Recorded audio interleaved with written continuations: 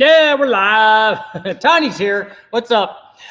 Richard Holden here. We're live from West Tech Performance. As you can see, if you look around, that's a Barra. That's a Barra. The one right behind me. We got all kinds of Barras today. So we're talking about all of the motors I just pulled out of my truck, which was a little exciting. Their pallets that they were shipped on were not in good shape, weren't nearly in good enough shape for me to even pull them out of my truck. We had to pull them individually, but lucky for us, as we can see over here, they have what every good wrecking yard motor has to have, and that's this. Everybody should recognize that, and that was on all of them, which is cool. The other thing, I got some comments about people telling me watch out for Taipans and brown recluses and all the cool Australian stuff. I reminded them that these were not USA junkyard seat belts. They were Australian, so all of this stuff was imported, which is very, very cool. Yeah, seat belts for the win. I mean, we lifted them up with that. We've got seat belts on all of them. We used a forklift and we just pulled them out one at a time, so it wasn't really a big deal. It would have been a lot more exciting if I would have had to do that with my collapsible engine hoist rather than be here at West Tech with the forklift, because that makes life a lot easier. It was kind of nice. And so we've got 3 of them here. We can see this is how they were shipped, which seems odd, standing on the back of the crank like that. I don't like that. I would rather have them sitting on the oil pan. Like you can see this one sitting down, and I have this little cradle that I made for other stuff, but luckily the pan and the rail just kind of fit right in there snugly, which was nice. So it's got secured right in place.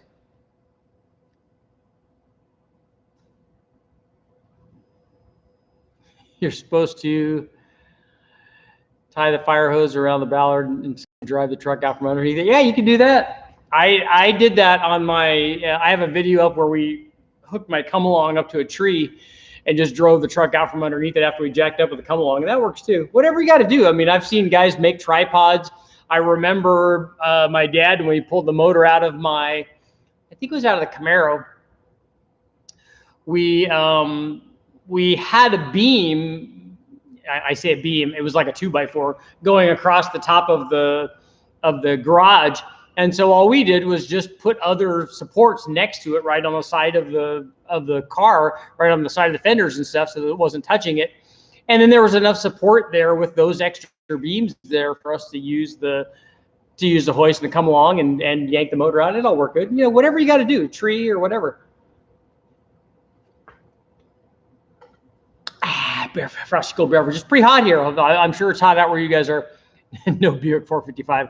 No, that's still over at the machine shop. As are both 4200s and both the heads. Unfortunately, it's been what has it been, 3 weeks or something since they've been down there. They should be done. I'm a little concerned because at the very least I want to airflow test them, which is why I have these motors out. What I'm going to do is select one of these.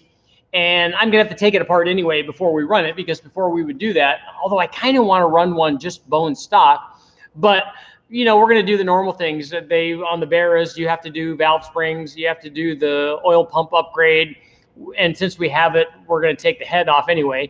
We're going to do head studs, and because we're going to put ring gap in it naturally if we're going to run boost. Which, if you're going to get a Barra, why wouldn't you run boost on it?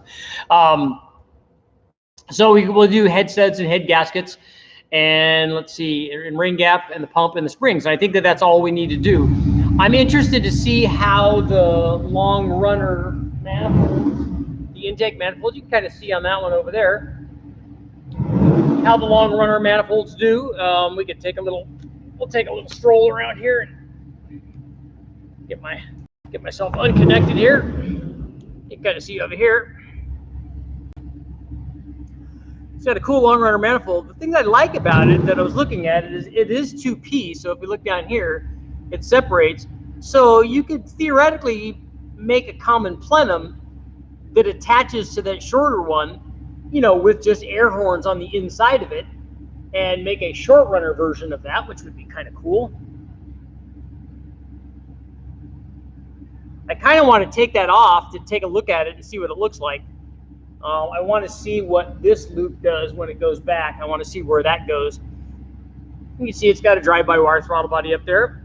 It looks an awful lot like, there's a lot of 6 cylinders that look like the Lexus one looks like, the RB one kind of looks like. There's a lot of stuff that kind of does that. And the long runner stuff, you know, we know for most of the factory stuff, they use that because it makes, you know, it makes good average power production. Which brings us to our next topic of discussion. And this is still, my beverage. This is still going along with the Barras. And that's this, how much power do we think, if we take one of these apart and do all the things that we talked about, if we put ring gap in it, put head studs and head gaskets, we know that these have the weak rods. Everyone's told me time and time again on all the posts that I've made, you know, you're not going to make any power. Those are terrible, blah, blah, blah. Everybody told me that about Honda rods. Everybody told me that about modular Ford 2-valve rods. Everybody told me that about Gen 3 LS rods. You know, you're going to break them. They don't make any power, yada, yada, yada. And I'm not saying that these guys that have run Barras don't know more than I do, because obviously they do. They have done that, and I have not.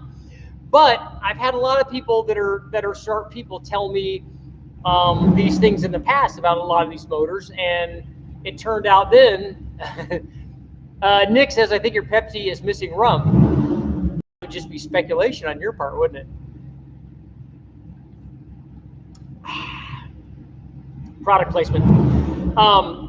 So a lot of sharp guys have told me that no, they'll break. Those things are matchsticks. They're weak. They're just going to bend in half. They're going to be crushed. You know, all of these things. And I know that the factory upgraded theirs when they did turbo motors, which they should.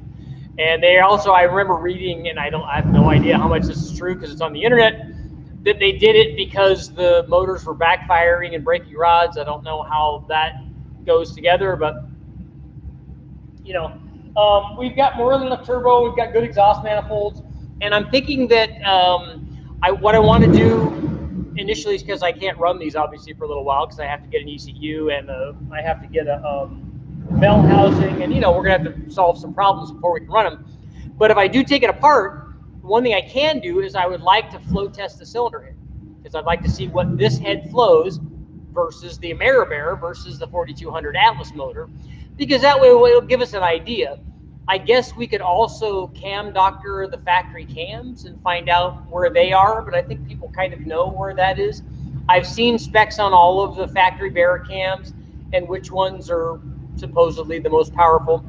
Normally what OEMs do when they're doing, when they have both an actually aspirated version and a turbocharged version of the same motor or the same engine family, the NA motors almost always have more aggressive cam timing. So the turbo motor, it makes the power that they need to make without any problem, and they can put milder cam timing in it, and it works fairly well.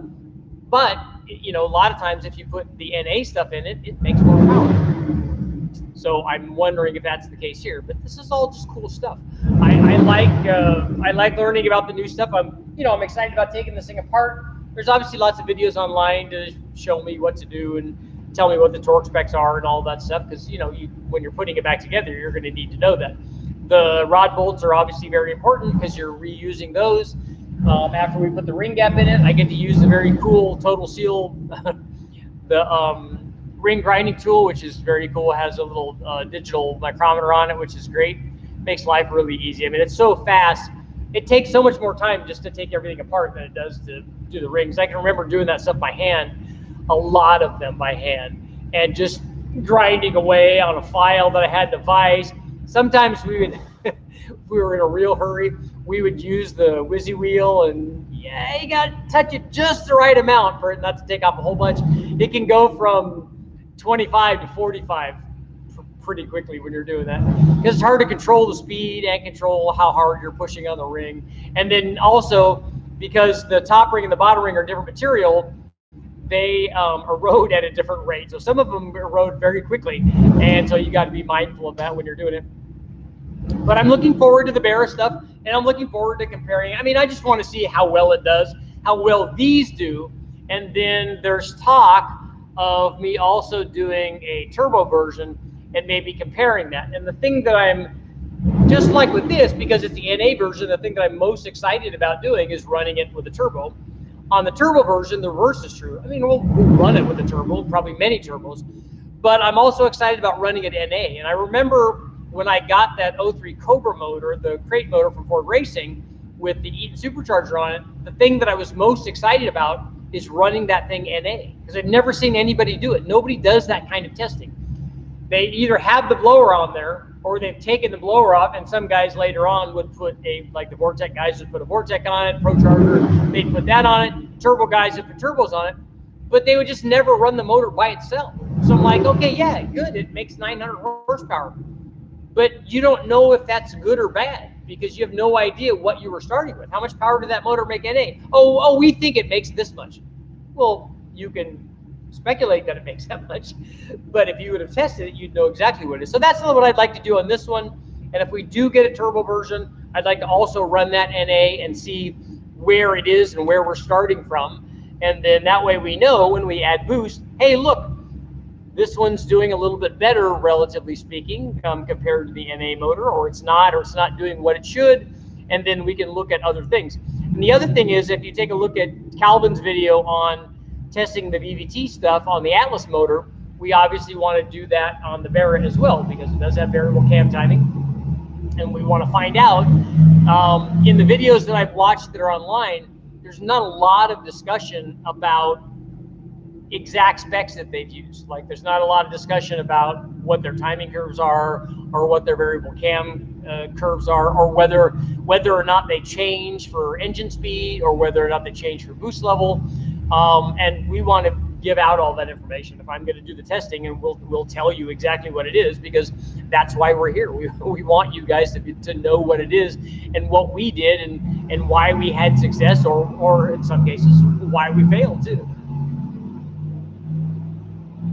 If you guys have not taken a look at, let's see, can you get more throttle response by disabling upshift torque management? That's got to be a question for somebody else, because I don't know how to use the factory stuff.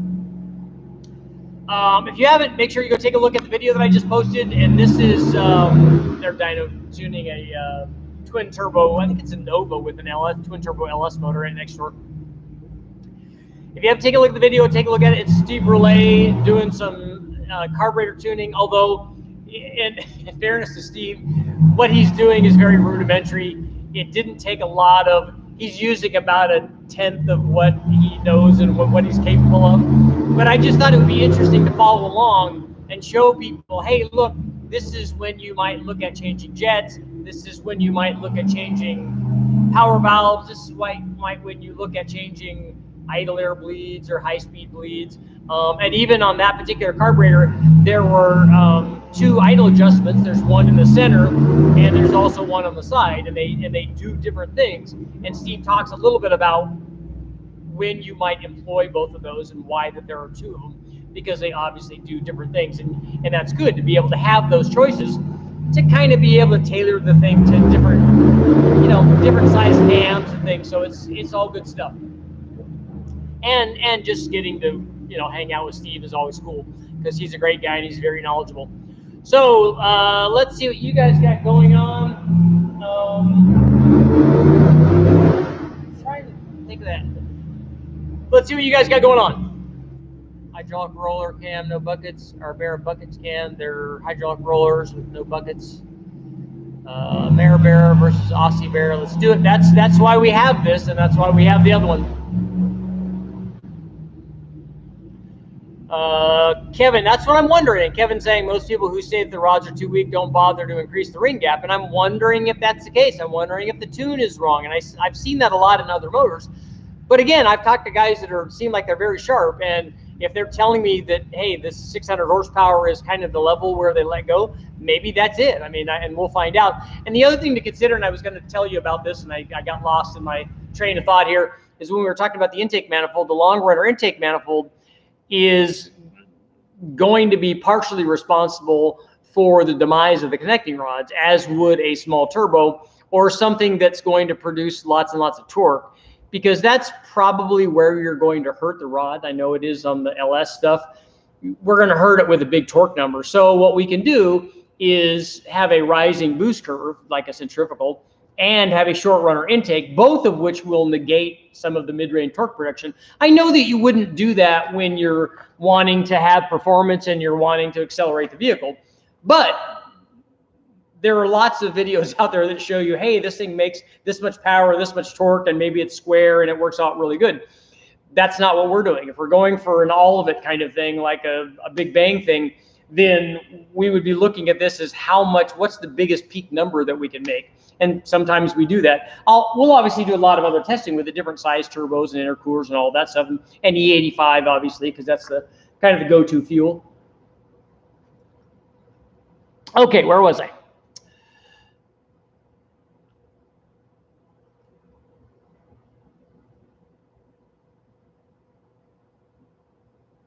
LT Racing, you will find above 650 to 700 horsepower, the standard ignition coils struggle to keep up.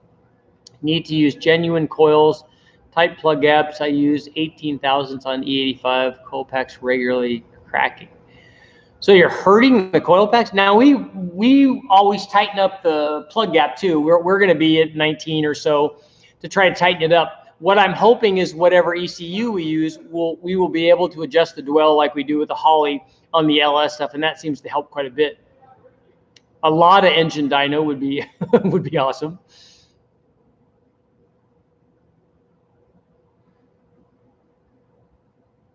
Let's see, get a set of LS coils or Boss 290 coils that will fix the issue.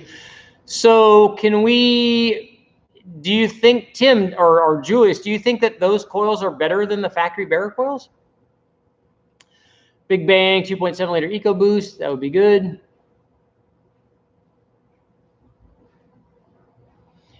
Yeah, because the Lada engine was a Fiat copy, right? You out? All right, man.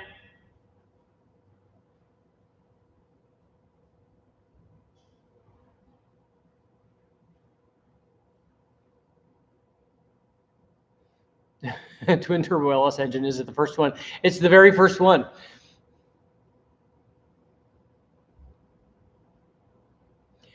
Yeah, the center idle is nice with the big camshaft. That's one of the things that Steve went over. Lada engine Big Bang with the help of Garage 54 on YouTube channel. That would be cool. Just bought a 468 big block for my C10. That's a good combination. I think it has a stage 1 RV cam. Nice. Anything about the L67 build? It's going up on an engine stand. Does that count? We think it will run with the Holley now.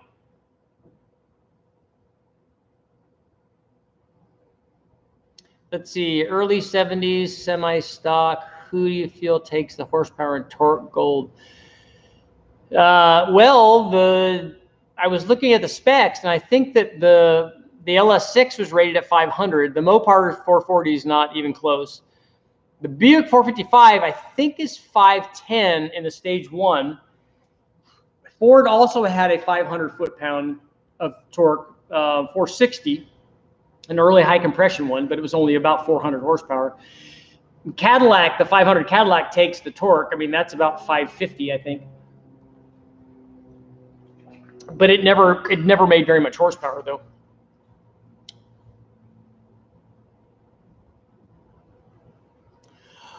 Tim wants to know, what's the biggest camshaft you run on stock heads? Hot Rod years ago did a solid flat tappet cam on an AMC over 250 degrees. How did they fit a 250 at 50 on a stock piston to valve clearance? I mean, the head I'm not worried about. You just have to have the spring right, and you have to have enough retainer to seal clearance, and you know, you can make all that work. On most of these motors, on most of these stock motors, like certainly in LS, you can't run a 250 cam in any factory LS that I know of. You can't run it in big blocks. They're all going to be in the 230 range. The factory small blocks all seem to be in the 230 range. You might be able to get away with that on some of the Dodges because the piston's so far down in the hole that that they have infinite piston to valve clearance.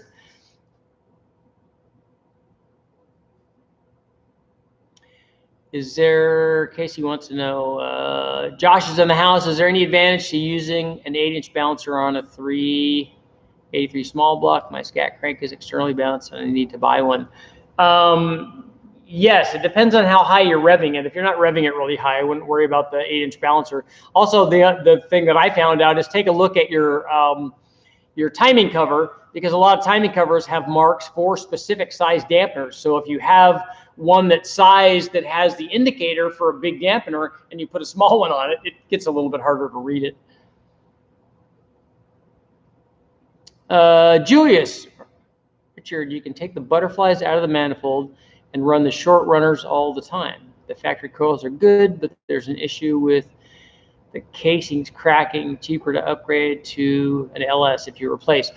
Okay, so but I would worry about the harness plugs for the LS coils, but maybe that's an easy workaround. Is this manifold, Tim, is this a dual runner manifold?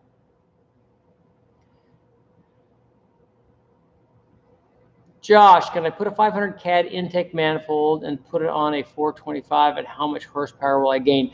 I don't know that you'd gain any if they're both stock. And also, I don't know about the port alignment, because what was different on the 425? I think the port alignment is different, and I know that there was something going on with one of the water passages on the 425 heads, because the 500 that I got from Freiberger originally had 425 heads on it.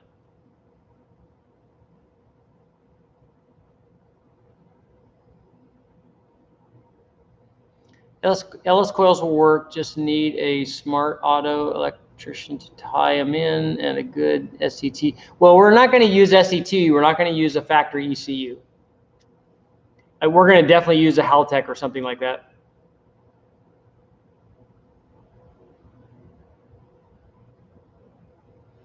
Hot Rod Magazine, they probably took a chainsaw to the piston top. Now, I've seen people put more camshaft in them with an Isky notching tool. That's famous back in the day. I mean, I did that on the Ford crate motor that Westech has when we had to go. I wanted to do when the Super Cobra Jet aluminum heads that Kazi did just came out, we had the 514 and it had Cobra Jet heads on it. We wanted to run the Super Cobra Jet heads, but the valve's in a different position, and it had a fairly good sized camshaft in it. I think it had a 292 comp camshaft in it.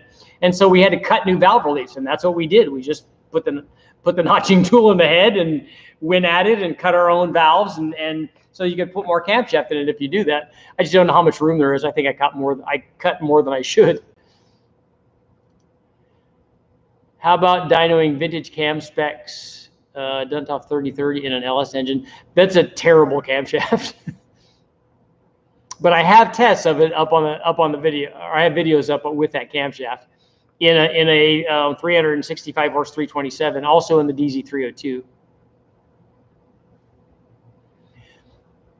Yeah, I agree, Flexall. The Jeep motor, I think it's more, and if you look at what the world record Jeep motor, it makes comparable torque to its horsepower. So I think it's more of a torque kind of thing. And they even put a big stroke in it and stuff and increase the bore size.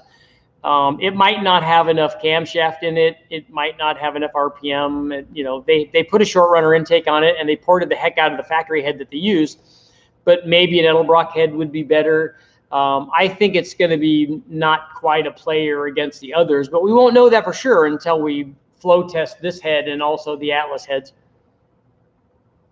How do I determine what size carb I need for my big block? I was just having that conversation with Ish from Westech today, and he was talking about the calculation that people use for engine displacement versus, you know, carburetor CFM. And I reminded him that we could have a 350 that's not going to be able to suit that formula because it's a 350 that makes 900 horsepower.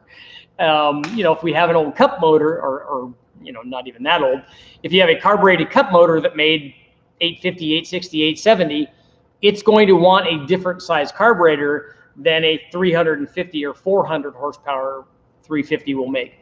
So there are formulas that you can use, but I always base it on power output.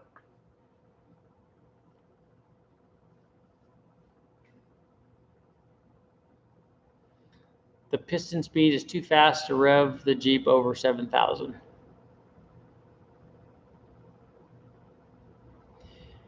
Yeah, the Haltech ECU is not inexpensive. The guys from Brian Tooley Racing have a Haltech.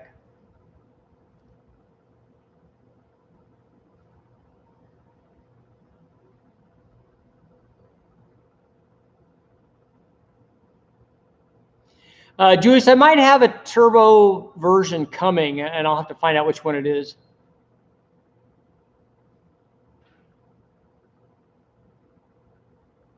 Don't get me started on piston speed. I would love it if the MS3 Pro will run the Barra. That would be the ideal situation. If I can talk to somebody that's smart enough to do a harness forward and make that work and make the VVT work, because that'll be very important to me.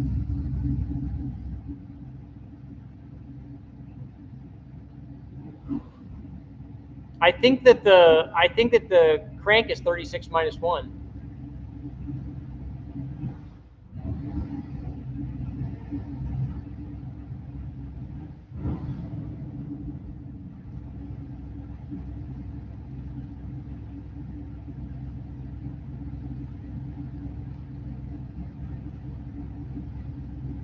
David's here. If you need any help with Jeep tricks, yeah, I'd like to do a Jeep later on.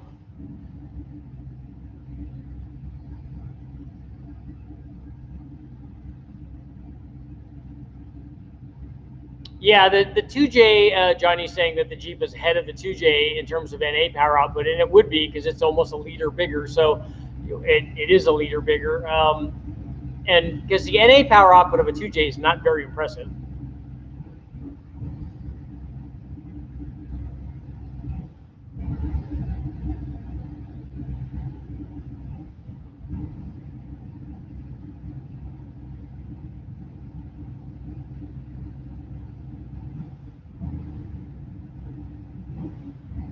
What other vid cams can you test? It'd be like a history lesson. We also ran the LT, and if you take a look at the stuff that's up there, Dennis, there's good information there. We ran the Boss 302 cam, the Hypo cam, the Boss 351 cam. We ran the L79, the L82, the L46, the LT1, the Duntov cam. What else did we run? The 351 Cleveland Cobra Jet cam, which is a hydraulic flat tappet. We ran, I think those are all the muscle car cams that we ran. And then we ran upgraded versions of in some of those as well.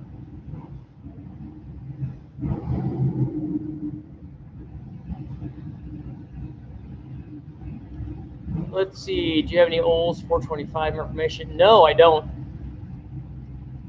Joyce is saying 36 minus 1 and 6 and 2, okay. What type of power could you make out of a 460 with 550 lift cam, aluminum heads, and max flow with twin turbos? The 550 lift tells me nothing. You need to tell me the duration at 50, and it depends on the size of the turbos. If we put 2 turbos that were capable of 500 horsepower each, we can make 1,000 horsepower. If we put 2 that were capable of 1,000 each, then you can make 2,000 horsepower. So it's really easy with a 460 to get the NA motor to make 500 horsepower, 600, or even 700, depending on what you're doing to it. And then once you start multiplying that with boost, it's pretty easy to get to a lot of power. I'd like to see a fully built twin turbo Ford engine on the dyno. That's this right here. Although we'll run it as a single probably. What EFI kit works best with boost on a 350? All of those will work. The fast or Holly or I haven't run Phytech, but the fast and the Holly I have.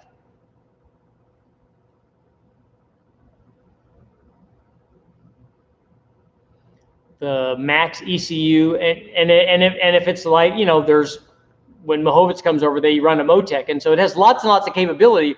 It's just that it doesn't help me at all for doing something like this. I don't need something that will solve 1,000 problems because I really only have a couple. I have air fuel and I have timing, and then I have cam timing, so really 3.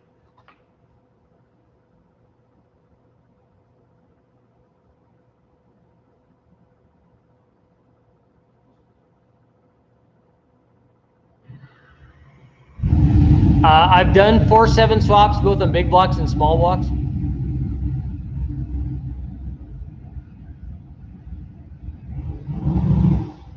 A 950 carb would work good on a 496 1,500 horsepower big block. as long, well, and if you're making 1,500 horsepower, that's got to be a blow-through application then, right? I think when Mike Miller comes here with his blow-through big block stuff, he's got blow-through dominators on him, a single blow-through dominator. I know, I do want to do the K24. Would you consider doing a resurrection video? What, to resurrect what?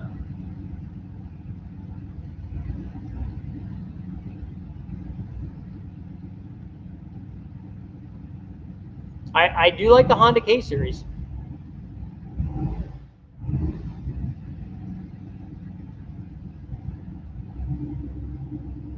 And a lot of times I run stuff in batch fire too. Even on the Holly, we'll throw something on there and never run the cam sensor. We'll just run it as a batch fire, and it works just fine. I have a video up on batch versus sequential versus individual cylinder and all that stuff. And after doing that, I'm not too concerned with it.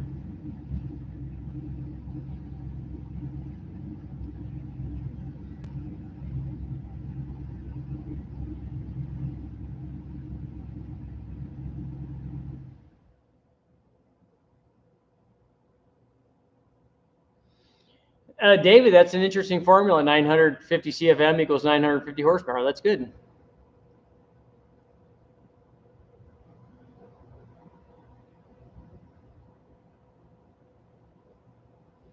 Aaron, I like the smaller 2-valve cams.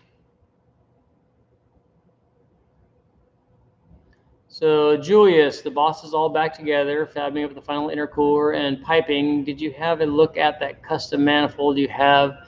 It was a 2-piece. I need to know throttle body placement. Yeah, I'll go over there and look in the morning and see if it's still there. That's a 4-valve, right, Julius? Upload your videos to Rumble, the YouTube alternative. Does anybody else know anything about Rumble?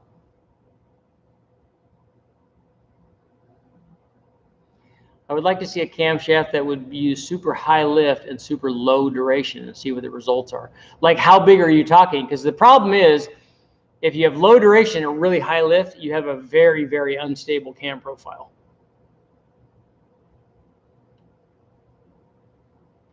Batch fire is bad for miles per gallon. I think you mean that it might be a little bit less than true sequential. But I think that the amount that you're seeing would surprise you. Never done anything with Godzilla.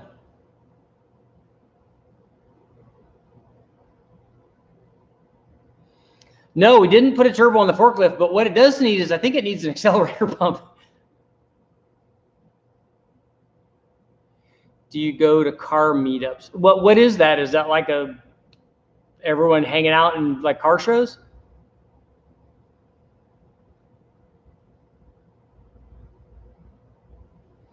Yeah, Sean, I agree. And after seeing the changes in power and stuff from changing the air fuel with sequential and batch and all that, if I was going for, like with the VX, if I was going for maximum fuel mileage, I would do sequential, because, you know, and we cut fuel on decel and do all that stuff that you can, because every little drop counts. But for most of us, I don't know. I don't think it's a huge deal.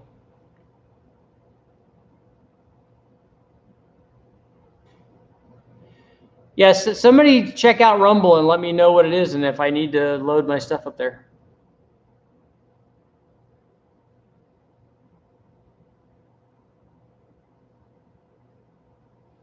Aaron, the comp AH262 or 262 AH cams are the ones, they're XE262 AH.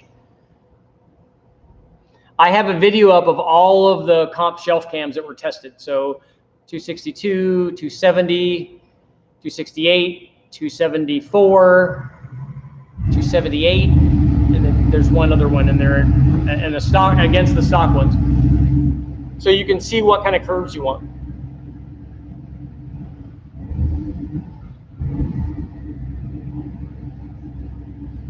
I don't think they're an XE262 HR cam. I think they're 262 AH is the designation. Because the AH is the high lift cam, the PI cam, and the H is the non-PI cam. At least that's the way they used to have them. Please test a Trixel box R versus a Holley high ram. That would be interesting. I would put my money on the high ram. Yeah, what's with the likes?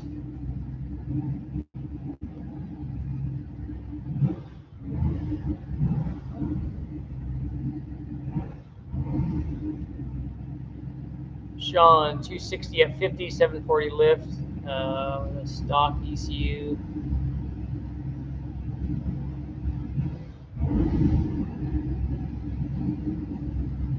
I 260 at 50 on a tune port motor still with the tune port fuel injection on there.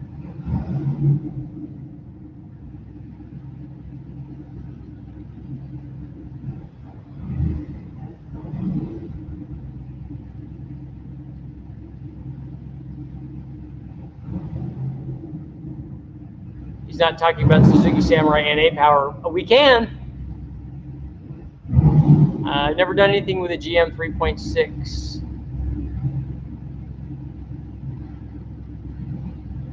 Is there anything to the Motown LS block? Is that the one that has the standard small block Chevy bottom end?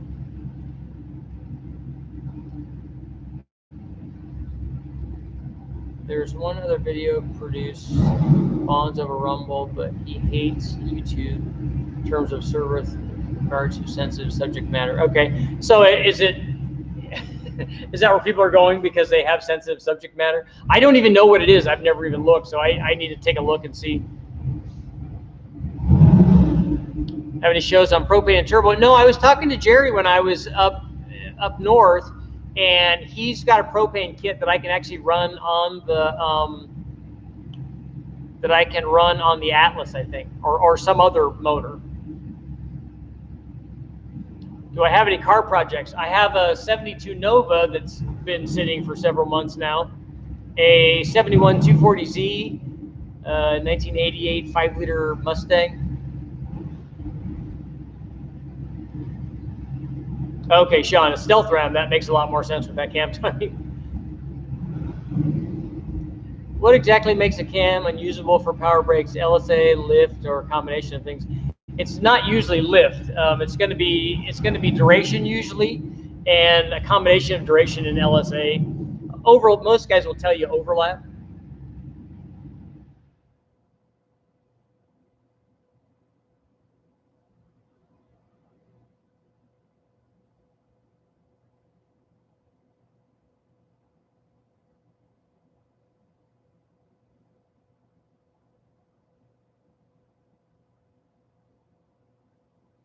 Yeah, the tune port motor is actually good for torque production.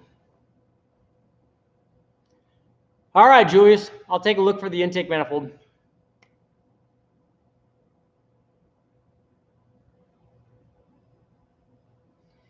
Sheet metal. I do have custom intake already done for the 4200. I just need to go pick it up.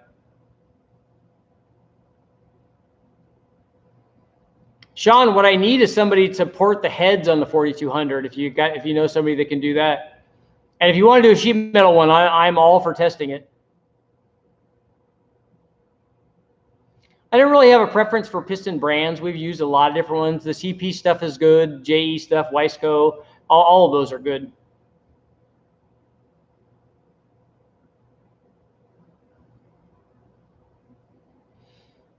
I ran a 274 cam, a 274 non-PI cam in my non-PI motor when we were trying to make 300 at the tire with a non-PI motor, and I hated it for the street. It was really soft down low.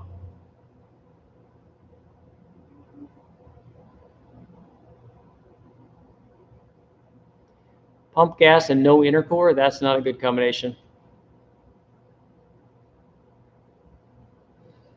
How much PSI do you think you can run before things blow up?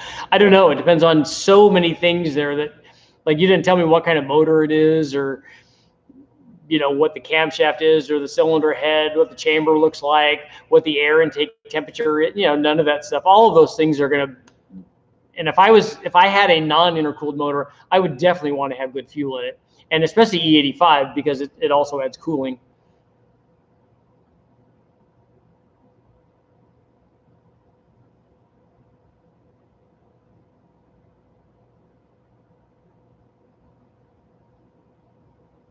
Rumble is good because they won't shut down your page if they don't agree with you.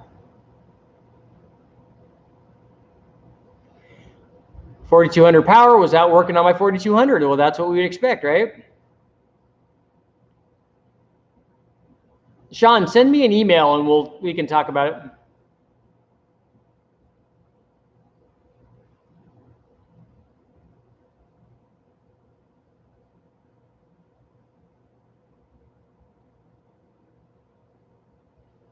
TPIS had a mini RAM for the small block Chevy that worked like an LT1. Yeah, I tested those when back in my TunePort video. You can take a look at that. Thanks, Ryan. Welcome. Welcome to the chat.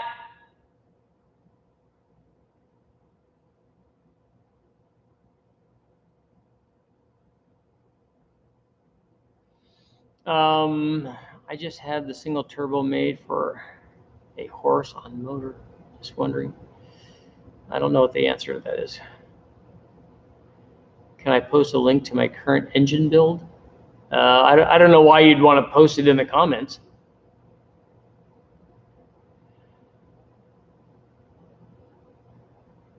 Richard, are you talking about advertised or at 50,000s? Can never tell. You must use big cams then, right?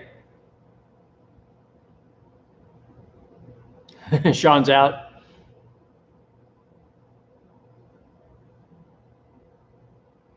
The nice thing about the intake for the 4200 is you don't have to have fuel injectors, so you don't have to have mounts for the rail or any of that. So it's kind of nice.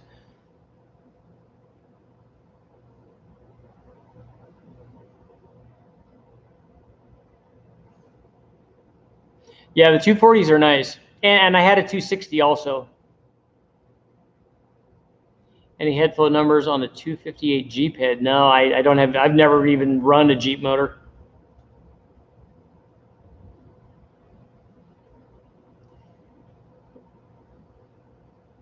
Mike, I have a feeling you already know what the answer to that is. How much boost you can run on your 4.8 on 93 pump gas with no intercooler.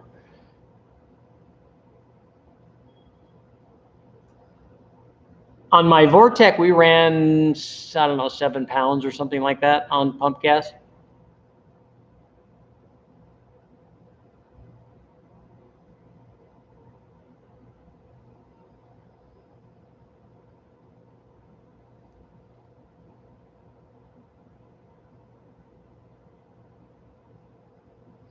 Yeah, whenever I talk about the cam duration, I always talk about 50 numbers. I don't ever talk about advertised numbers unless I'm doing a more in-depth comparison between the ramp rates on the cams.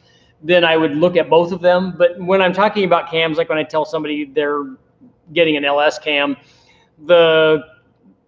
most of the cams are going to be in the low 230s on the intake side at 50 to fit the available piston to valve clearance. Some of them can get away with a little bit more than others, but most of them are going to be in that range. They can get away with a lot of exhaust duration on an LS. You can put 248 on the exhaust side.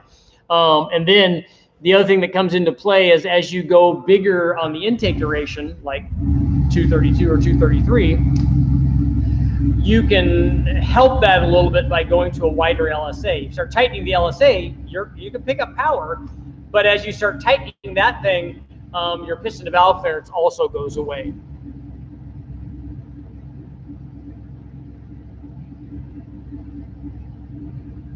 Dodge maximum boost coming. I do want to run the Dodge. I saw it when I went over to my storage thing today.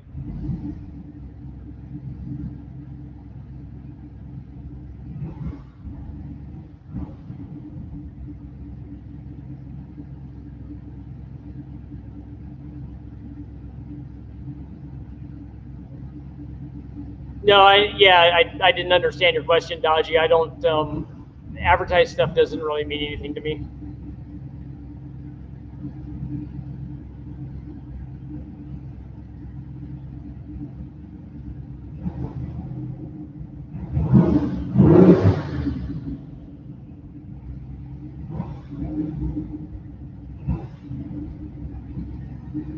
I want someone to ask how much boost they can run on their LS6 with 87 octane stock thermostat and ring gap. I'm surprised you even threw ring gap in there.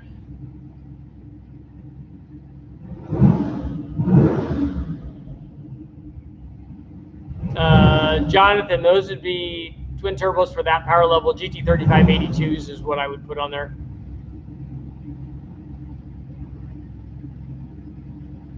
How do we pick heat range? Usually you start with stock and then go 2 steps colder for a turbo. Normally the stuff that we run is going to be a lot of guys run 6s or 7s. We'd like to run 8 or 9s and sometimes 10s.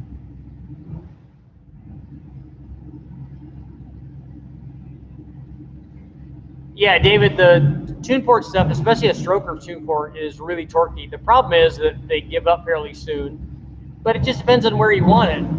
Flexel is not going to like them because they don't rev to 8,500 RPM or 9,000. They're more like 5,500 RPM. Steve, what's up? Thank you very much. 5.3 being built for E36, 70% street, 30% drift, 799 flat tops. What's a good number for intake duration? Considering a 218, 227, how much is too much? You're nowhere near too much.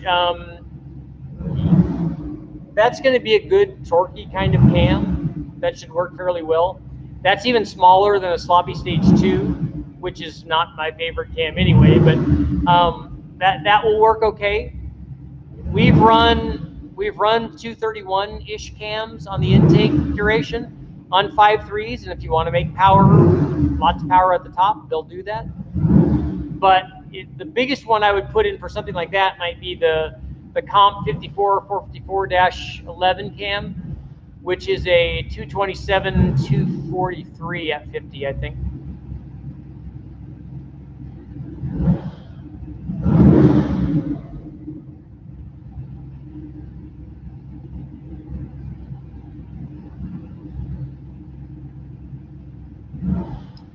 Okay, so that's a good question. 8 power. When you're looking at a build with a horsepower number target, are you looking for max lift for a particular percentage of valve lift to be at your head flow? I don't do that. I would look at I actually don't correlate the max lift and the max head flow. I think people get in trouble doing that, and that's not one of the things that I use. I would use the head flow as a gauge for how much power that combination can make naturally aspirated. If your head flow is 350 CFM, a really good estimate is that it could make twice that in terms of horsepower if it's a V8. So 350 CFM will support 700 horsepower. In truth, it can support more than that on the right combination. Most guys are going to make less than that, but that's what it can do. And so now you have the cylinder head. So now you have to have the displacement and the compression, and then you have to have cam timing and the intake manifold to work in the RPM range that's going to allow you to make power, the power that you need to make with that displacement. That's how I do it. Is there a head shop modifying the spark plug seats for the 3/4 gasket plugs? I did ask them to do that. I should remind them though.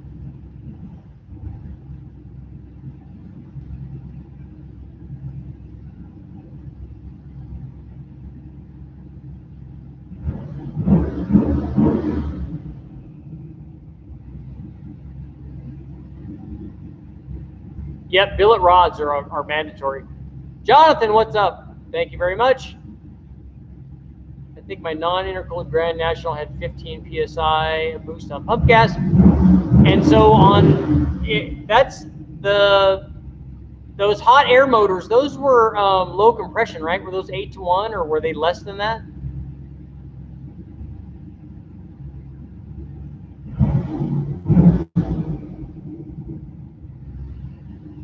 Yeah, the Avantis did have Paxton supercharged small block Ford 289s.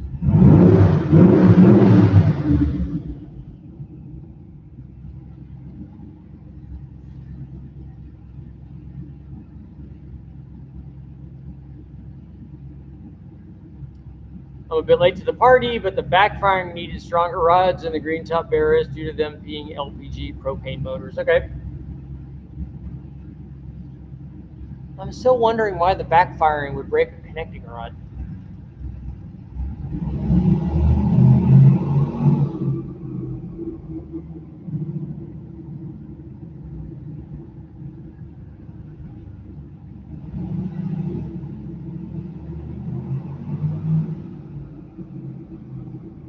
Yeah, they might have been less than 8-to-1, Tim. That's what I was thinking. And if you're sub 8-to-1 compression and you only have, you know, if the NA motor would want at a reasonable compression would want 32 or 33 degrees of total timing, and the turbo motor's only running 15, you know, you can get away with quite a bit of boost. But still, on any of those hot air Grand Nationals or T-types, I would definitely add an intercooler.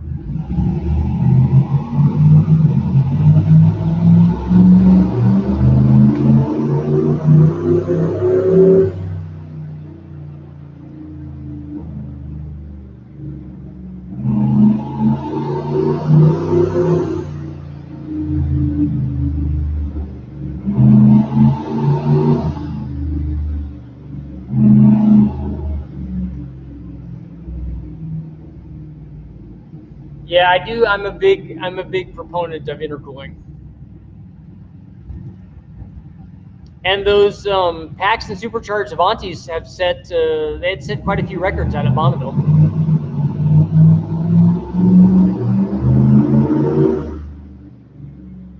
So, Mike, I don't think that those motors were 15 pounds from the factory, though, right?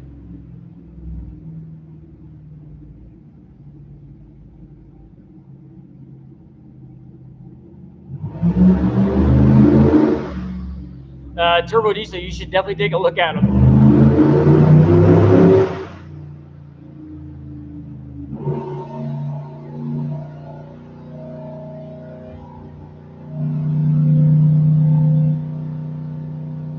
Evan, I have seen guys put 305 heads on a 350. And I've also, the guys from Hot Rod way back in the TunePort days, took a 305 TunePort motor and basically put a 383 short block under the 5-liter heads and induction system. Not surprisingly, it was limited in its power production.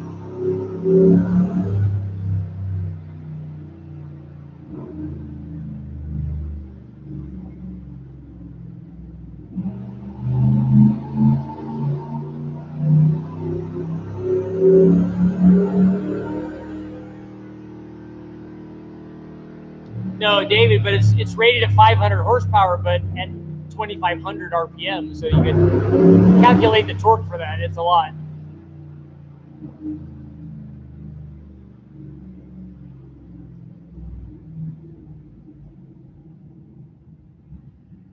Matt, what's up?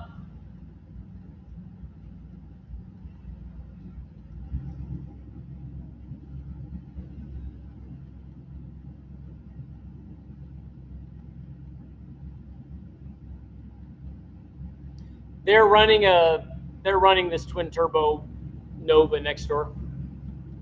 I think he's just doing the drivability. I think they already did power stuff.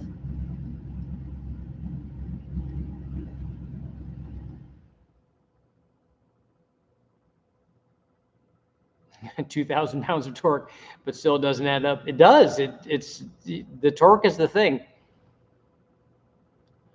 What build shocked you the most? I think that the 4.8 Big Bang motor was the most surprising when it first happened. I think that was pretty cool.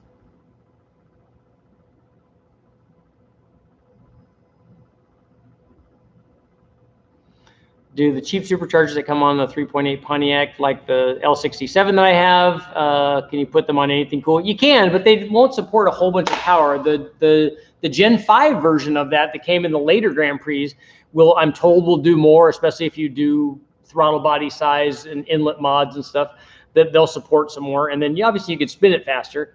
But still, I mean, I think that with the original version of the 3.8 liter with the standard blower, I think we were making 300 or 310 at the tire with it.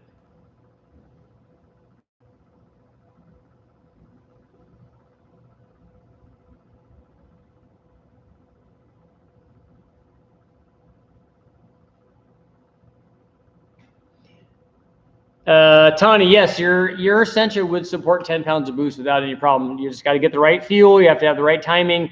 And I'm hoping it's 10 pounds of intercooled boost on E85. Otherwise, you might think about ring gap too. Bryce, I'm glad you like it. Go tell like 1,000 friends. That would be awesome.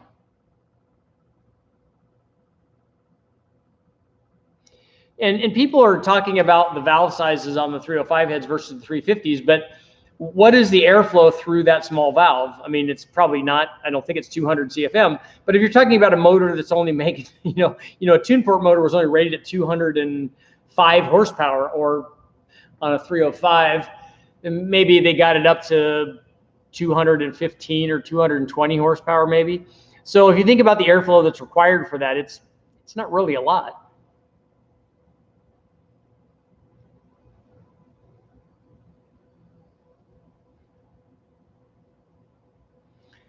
What's the fastest I've gone at Bonnet? Well, you already know that, Matt. We went 227 in the Civic. That's as fast as I've ever gone. Nitrous on the Barra, that'd be a good idea. I haven't seen a lot of that, but we definitely should.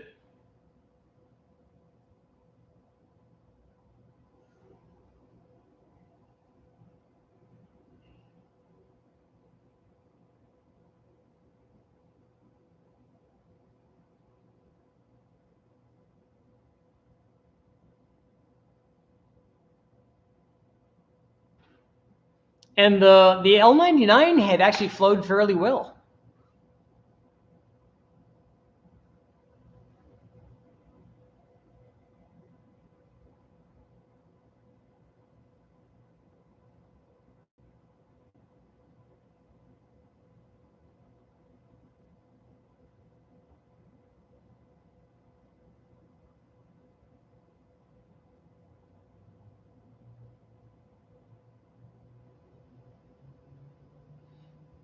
You have a Subaru hybrid. It burns both gas and oil. Nice. Shots fired at Subaru. Ooh, the high output 305 is the L69. 142 miles an hour in an 88 Supra. That's fast.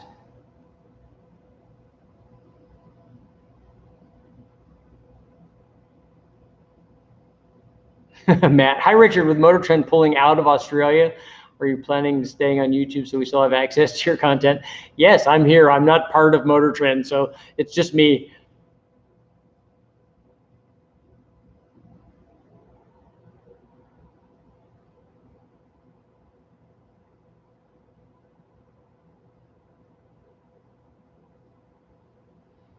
Ryan, I don't know what all that is about.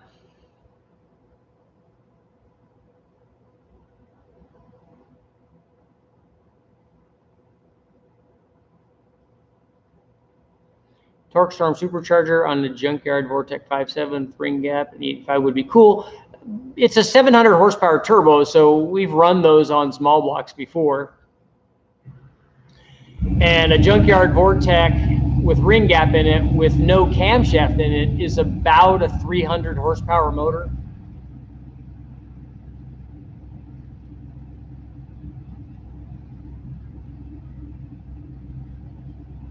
Yeah, Dodgy, I agree. It was a little disheartening doing all that work to the 4.3 liter L99. The same thing with the 305. I've done 305 builds also, and while you look at where you start and where you end, that's a good gain. But then you compare it to something else, which you should never do, and it doesn't look as impressive.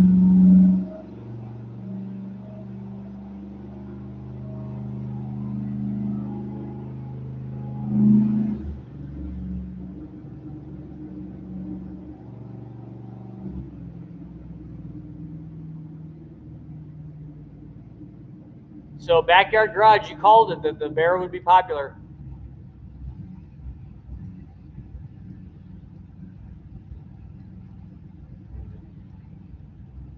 I've seen a 305 with ported hump heads and a huge roller cam do 10s in a 79 Monte Carlo.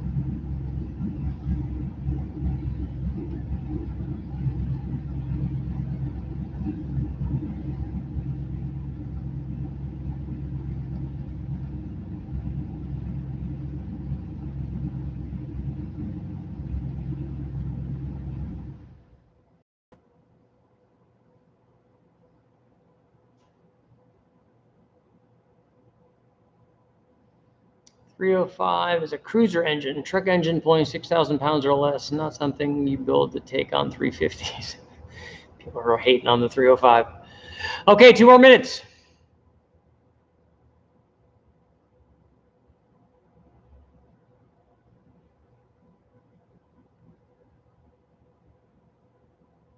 I like those 308 gears, and you get the big top end and the fuel mileage.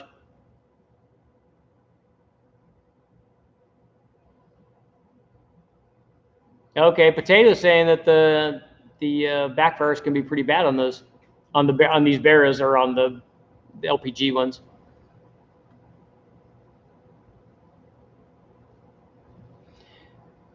Is there a difference in drivability, not just horsepower number with the same cam, hydraulic versus solid?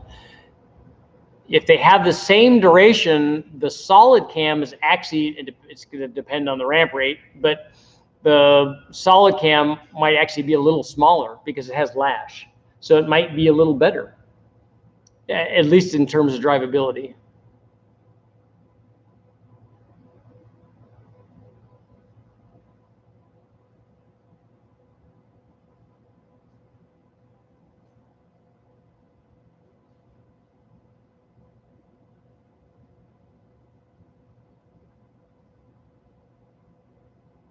How much ring gap on the 454? Is that, if that question is for me, we would put I don't know, 33 or 34 or something like that on that bore size.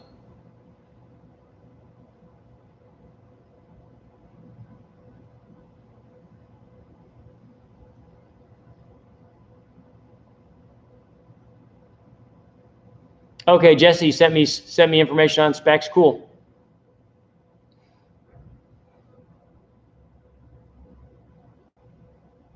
You can do 10 seconds with 350 horsepower. You just have to do it with a 1,000 pound car.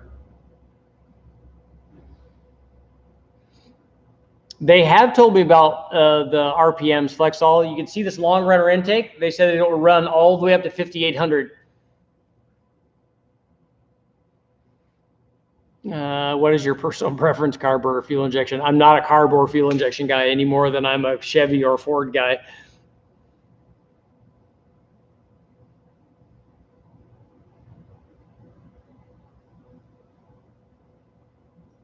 Yeah, 155 wheel horsepower with a 305. That's pretty stout. I raced in SCCA against 305s, and there were plenty of fast 305s.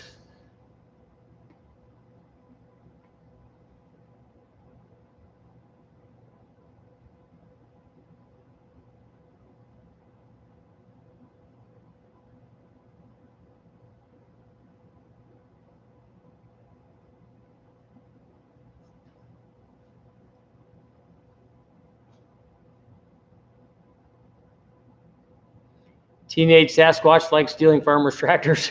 Nice.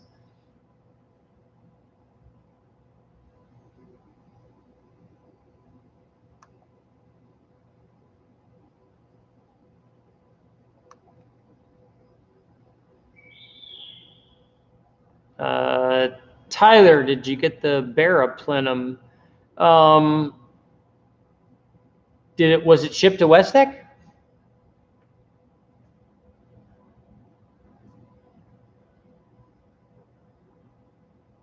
You out? Can I use your camera stand or your phone stand? Yeah, no, whatever we need, man. Sweet. How about? No, you're good. How about testing some stock and super stock cams and some basic 305, 350 combos? Guys run 10s with very restricted factory engine parts. Yeah, but a stock and a super stock motor is not stock. They're very well optimized.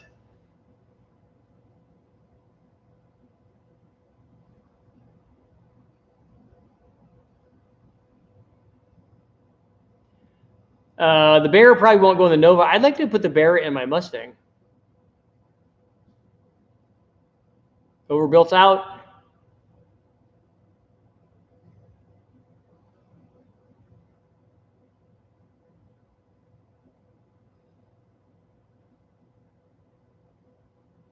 $750 horsepower is within the range of a LS2 aluminum block.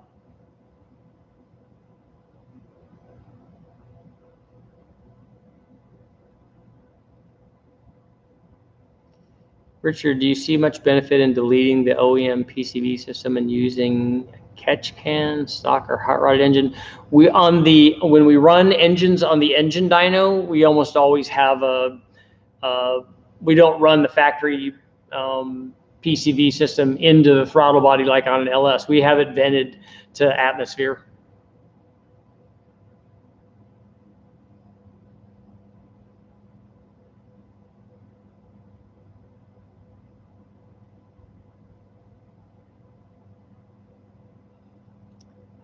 Not to West Tech, Curtis Greenway and the guy working with Dominator. I haven't seen anything if it's been shipped here.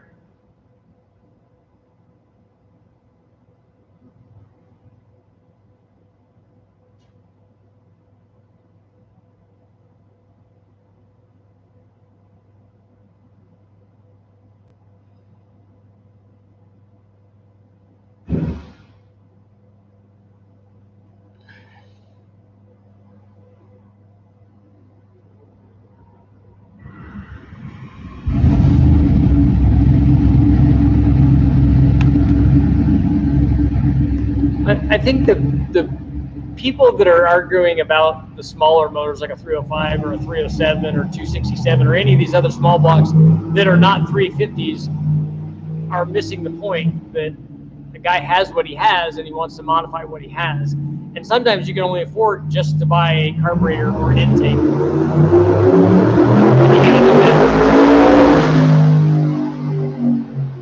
Sometimes you don't have the ability to swap, and you can't go do that, and you can't change the motor that you have, even though it could make sense to do that and make more power. But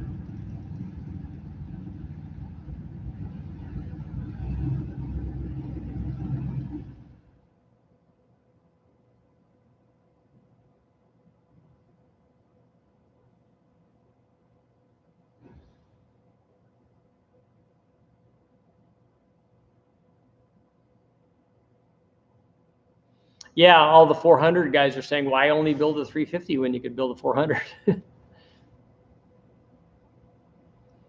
The Cadillac is a short block, but the heads are all done and wrapped up. It's all just ready to put back together. Can we take the camera over to the dyno cell, over where they're running the chassis dyno, you mean?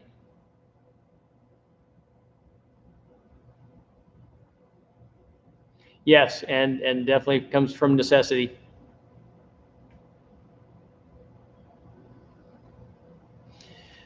Yeah, same thing. 454 guys are saying, and probably the 8.1 guys are saying that the 7.4 liter guys are have small motors.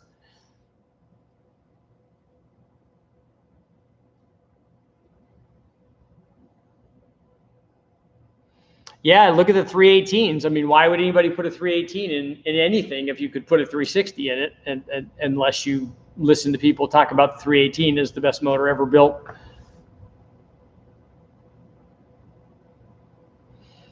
The 400 got a bad rap because of the steam holes, and also because it was never intended to be a performance motor. It was only in the wagons and stuff.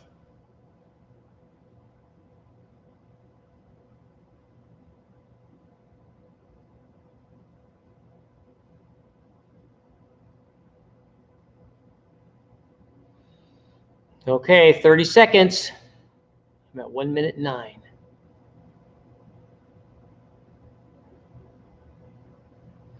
Pontiac 400, there you go.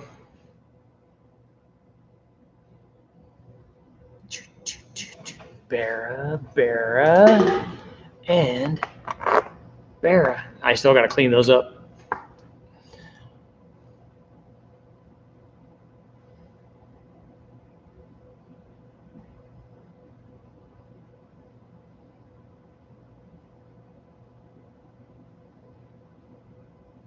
Electric stuff. I have done electric stuff. I put a Kenny Bell boosted bump on my son's Power Wheels Mustang back in the day. So I'm already doing hybrid stuff.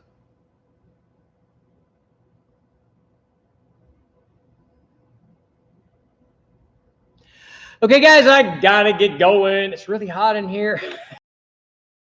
Motors I gotta put up and put away and hide and do all stuff. Thank you guys all for showing up.